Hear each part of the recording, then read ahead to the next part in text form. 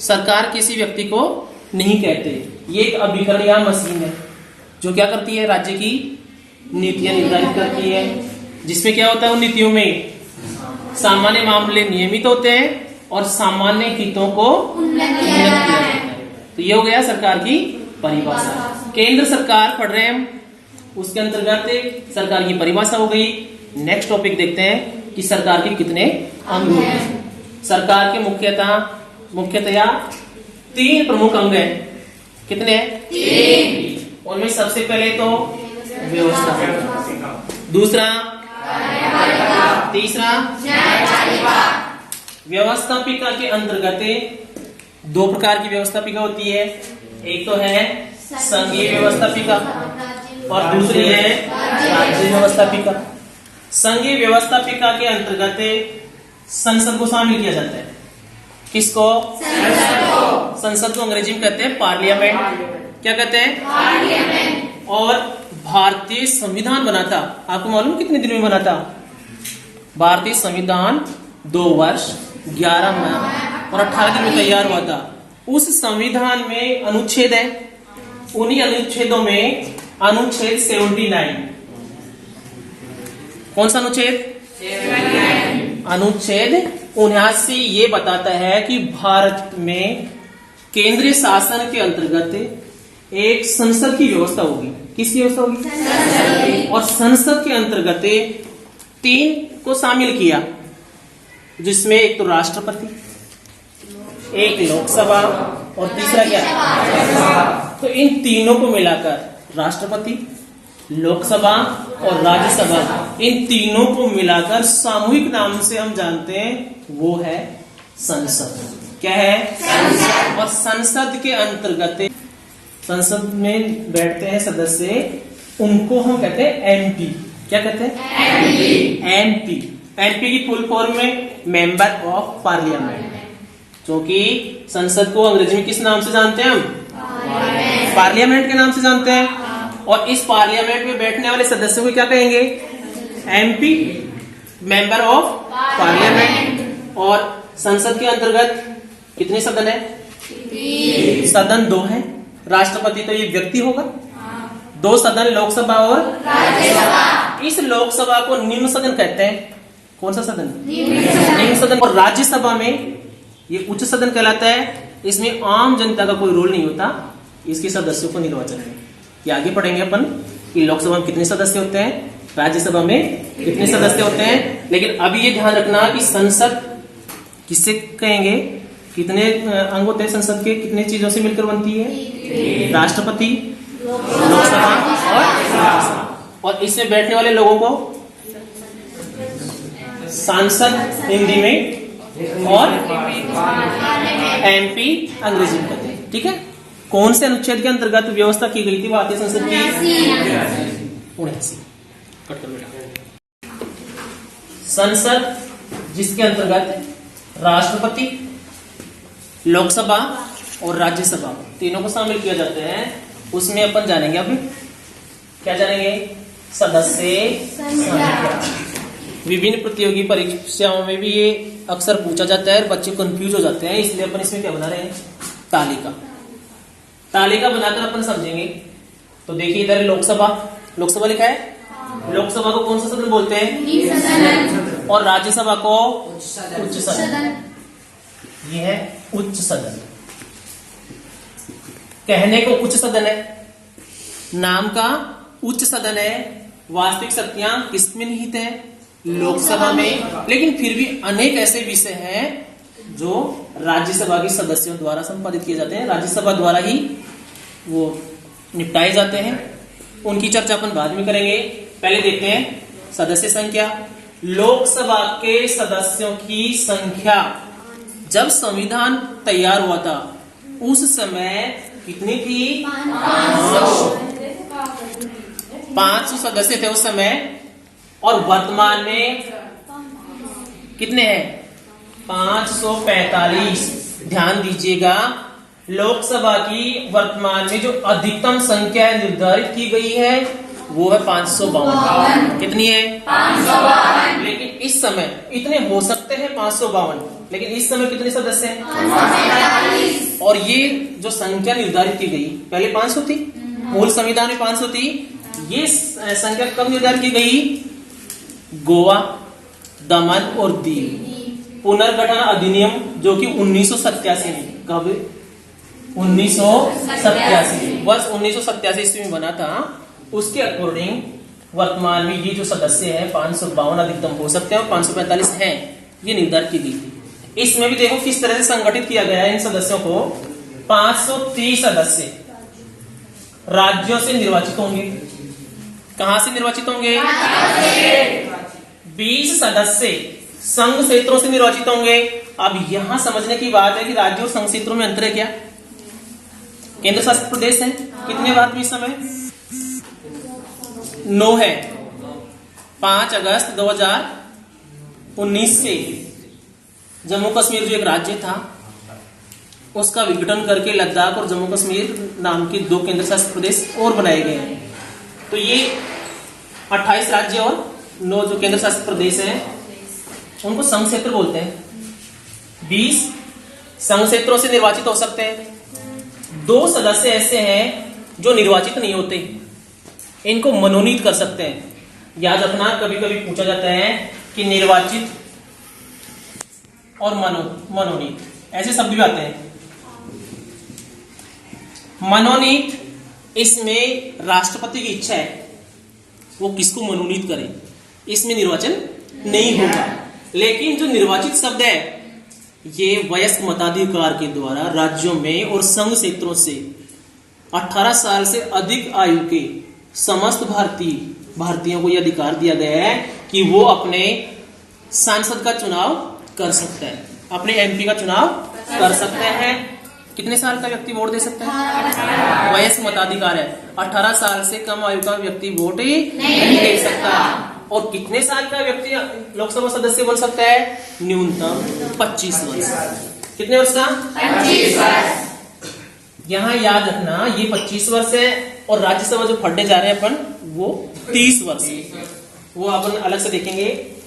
अभी ये बात कर रहे हैं कौन से अनुच्छेद के द्वारा, कौन से अधिनियम के द्वारा ये व्यवस्था की गई थी?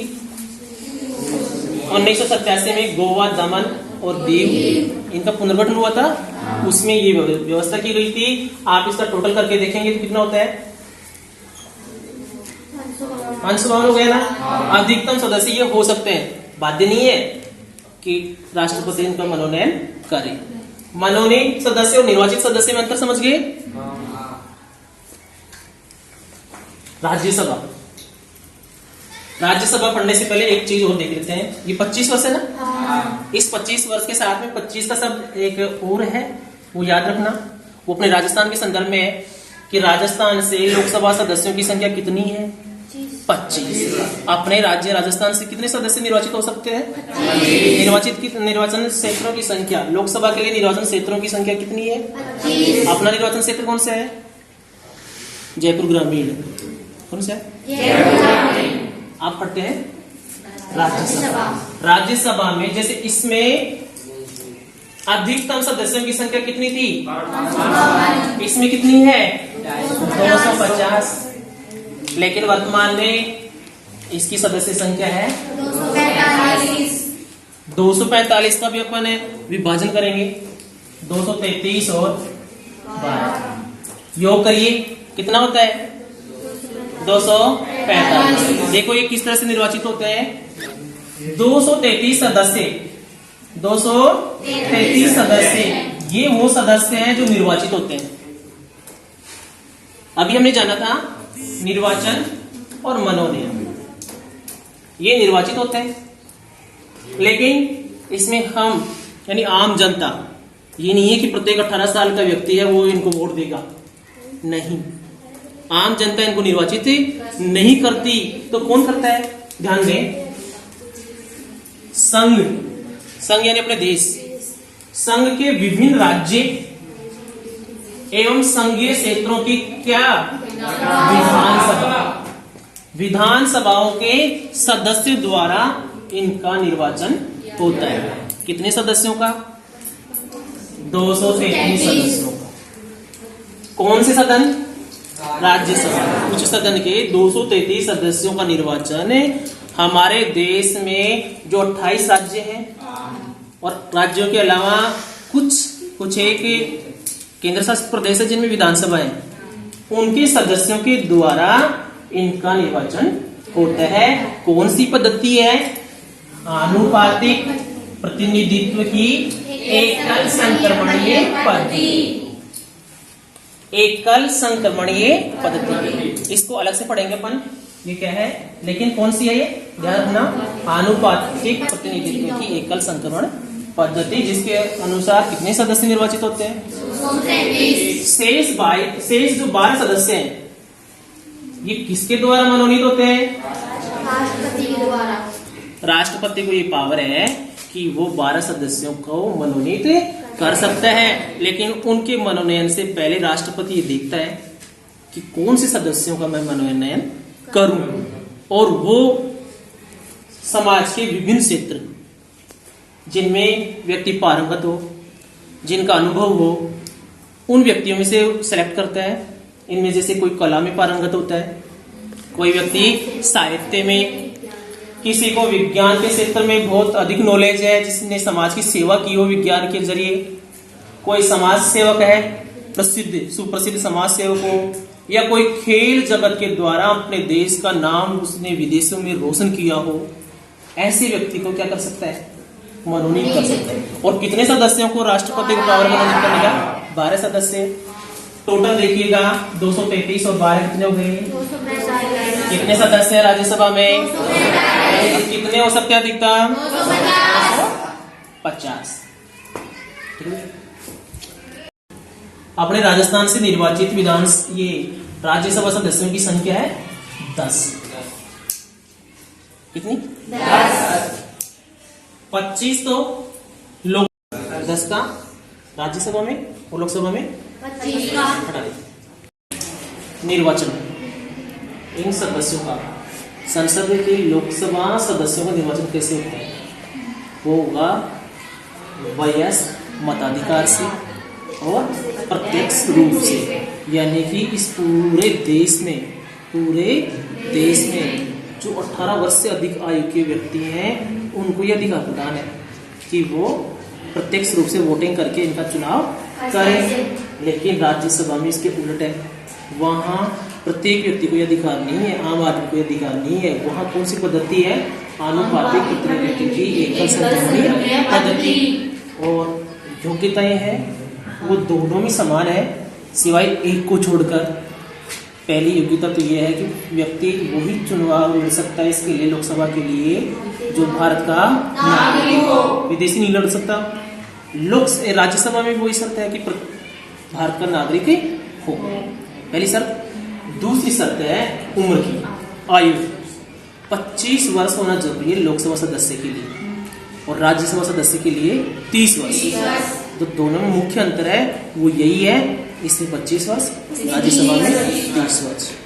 तीसरी शर्त है लाभ के पद पर व्यक्ति को नहीं होना चाहिए। लाभ का पद क्या होता है? जैसे राजस्थान सरकार में या भारत सरकार में कोई सरकारी सेवा में हो, या ऐसे किसी पद पे हो जिसको सरकार वेतन देती है, तो ऐसा नहीं होना चाहिए। चौथी शर्त है कि व्यक्ति पागल नहीं हो। पागल से मतलब व्यक्ति को न्यायालय ने पागल नहीं ठहराया हो। आम आदमी तो किसी को भी पागल ठहरा सकता है, उसका नहीं, न्यायालय द्वारा किसी व्यक्ति को पागल नहीं ठहराया गया हो।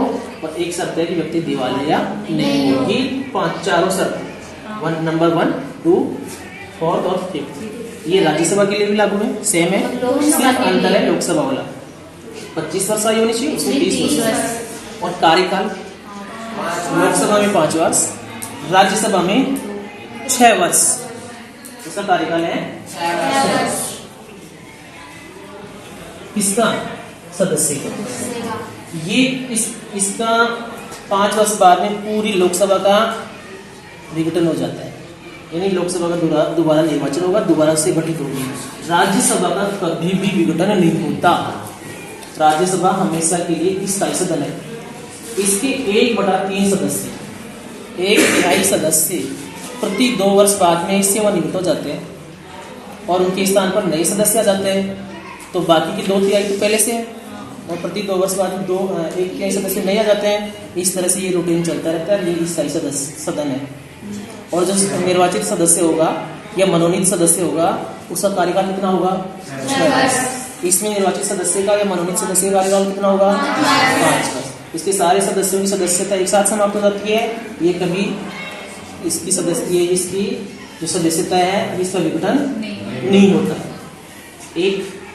5 वर्ष तो है ही, 5 वर्ष के साथ ही प्रधानमंत्री यदि राष्ट्रपति को ये सलाह दी कि लोकसभा का विघटन कर दिया जाए, किसकी सलाह पर? प्रधानमंत्री की सलाह पर, तो राष्ट्रपति समय से पहले भी लोकसभा को विघटित कर सकता है, बर्खास्त कर सकता है। ऐसा अब तक हुआ भी है 9 बार। कितनी बार? 9 बार भारतीय लोकसभा समय से पहले ही बर्खास्त कर दी गई, विघटित कर दी गई, लेकिन राज्यसभा कभी भी विघटित नहीं हुई।